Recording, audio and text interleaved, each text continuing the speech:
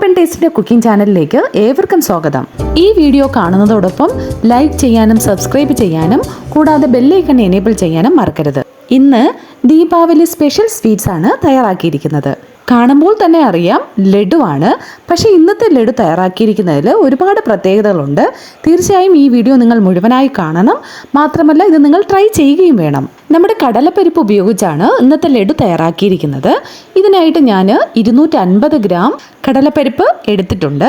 ഇതിനെ നമുക്ക് നന്നായിട്ടൊന്ന് കഴുകി വൃത്തിയാക്കിയതിന് ശേഷം 3-4 മണിക്കൂർ ഇതിനെ നമുക്ക് കുതിർക്കാനായി വെക്കാം. അതിനുശേഷം ഇതിനെ തോരാനായി നമുക്കൊരു അരിപ്പയിലേക്ക് വെക്കാം. വെള്ളം തോർന്നതിന് ശേഷം നമുക്കൊരു മിക്സിയുടെ ജാർ എടുക്കാം.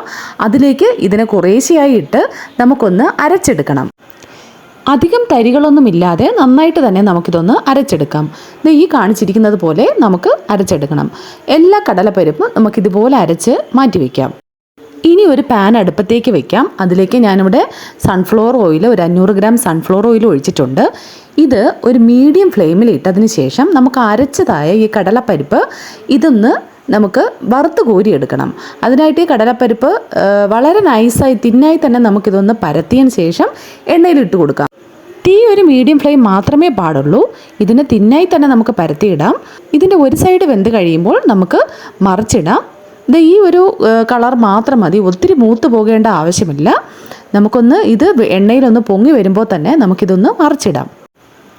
2 സൈഡും വെന്ത് കഴിയുമ്പോൾ നമുക്കിതിൽ നിന്ന് കോരിയെടുക്കാം. ഇപ്പോൾ ഒരു ചെറിയ ബ്രൗൺ കളറായി വന്നിട്ടുണ്ട്. ഈ സമയത്ത് നമുക്കിതിൽ നിന്ന് ഇതിന് കോരിയെടുക്കാം. ബാക്കിയുള്ള എല്ലാ മാവും നമുക്കിതുപോലെ തന്നെ ചെയ്തെടുക്കാം. ഇപ്പോൾ ഞാൻ എല്ലാ മാവും വറുത്ത് കോരിത ഇവിടെ എടുത്തിട്ടുണ്ട്. ഇനി വീണ്ടും നമുക്കൊരു ജാർ എടുക്കാം. അതിലേക്ക് നമ്മൾ ഈ വറുത്ത് കോരിയതായ ഈ കടല മാവ് അല്പം ചെറിയ കഷ്ണങ്ങളാക്കി മുറിച്ച് ഇതിലേക്ക് ഇട്ട് നമുക്കൊന്ന് മിക്സിയിൽ അടിച്ചെടുക്കണം.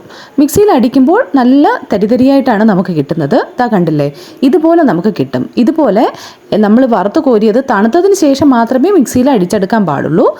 ഇതുപോലെ നമ്മൾ അടിച്ചെടുത്തിട്ടുണ്ട്. ഇതാ കണ്ടില്ലേ. ഇനി ഈ ലഡുവിന് ആവശ്യമായ ഷുഗർ സിറപ്പാണ് നമ്മൾ തയ്യാറാക്കേണ്ടത്. അതിനായിട്ട് ഞാനിവിടെ 250 ഗ്രാം ഷുഗറാണ് എടുത്തിട്ടുള്ളത്. അത് നമുക്ക് സിറപ്പ് തയ്യാറാക്കാനായി എടുക്കാം. നമുക്കിതിന് പാനിലേക്ക് ഇട്ട് കൊടുക്കാം. ഇതേ അളവിൽ തന്നെ ഞാൻ 3/4 കപ്പ് വെള്ളവും കൂടെ എടുക്കുന്നുണ്ട്. അതുകൂടെ നമുക്കിതിലേക്ക് ഒഴിച്ചു കൊടുത്ത് നമുക്കിതിനെ സിറപ്പാക്കി എടുക്കാം. ഈ ഷുഗർ സിറപ്പ് ഒരല്പം തിക്ക് സിറപ്പായി തന്നെ നമുക്കിത് തയ്യാറാക്കിയെടുക്കാം. നമുക്കറിയാം ഒരു ഒറ്റനൂൽ പരുവം, അതാണ് നമ്മുടെ ഇതിൻ്റെ ഒരു കറക്റ്റ് ടെക്സ്ചർ എന്ന് പറയുന്നത്. ഇത് കണ്ടില്ലേ, ഇത് തന്നെയാണ് ഇതിൻ്റെ അളവ്. ഇപ്പോൾ ഏകദേശം ആയിട്ടുണ്ട്. ഇനി ഞാൻ ഇതിലേക്ക് ഒരു 1/4 ടീസ്പൂൺ മഞ്ഞൾപ്പൊടി കൂടെ ചേർക്കുന്നുണ്ട്. ഇതുകൂടെ ചേർത്തതിന് നല്ലതുപോലെ മിക്സ് ചെയ്തതിന് ശേഷം നമുക്ക് അടിച്ചു വെച്ചതായ കടലപ്പരിപ്പ് ഇതിലേക്ക് ഇട്ട് കൊടുക്കാം. ഈ സമയത്ത് തീ ഒരു ലോ ഫ്ലെയിമിൽ ഇട്ട് തന്നെ നമ്മൾ ഇത് മിക്സ് ചെയ്യണം. നമ്മൾ ഹൈ ഫ്ലെയിമിൽ ഇട്ട് കഴിഞ്ഞാൽ ചിലപ്പോൾ ഇത് ഡ്രൈ ആകാനുള്ള സാധ്യതയുണ്ട്. നമ്മൾ ലോ ഫ്ലെയിമിലിട്ട് ഇതിനെ നല്ലതുപോലെ ഒന്ന് ഈ ഷുഗർ സിറപ്പിൽ മിക്സ് ചെയ്യാം.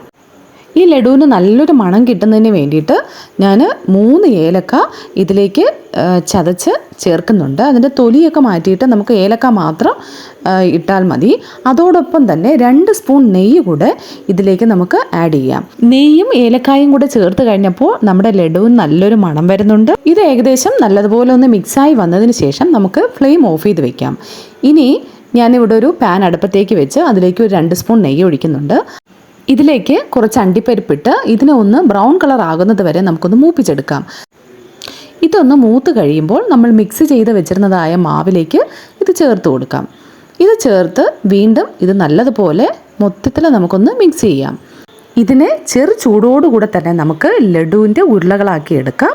ലഡു നമുക്ക് എന്ത് വലുപ്പത്തിലാണോ നിങ്ങൾക്ക് ആവശ്യം ആ ഒരു വലുപ്പത്തിൽ നമുക്ക് ലഡു ആക്കിയെടുക്കാം.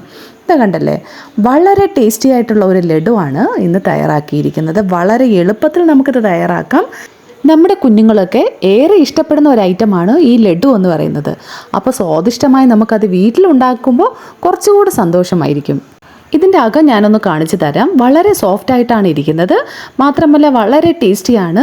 തീർച്ചയായും ഇത് നിങ്ങൾ തയ്യാറാക്കി നോക്കണം. ഇതാ കണ്ടില്ലേ, ഇതിൻ്റെ അകമൊക്കെ കണ്ടില്ലേ, വളരെ സോഫ്റ്റ് ആയിട്ടാണ് ഇരിക്കുന്നത്.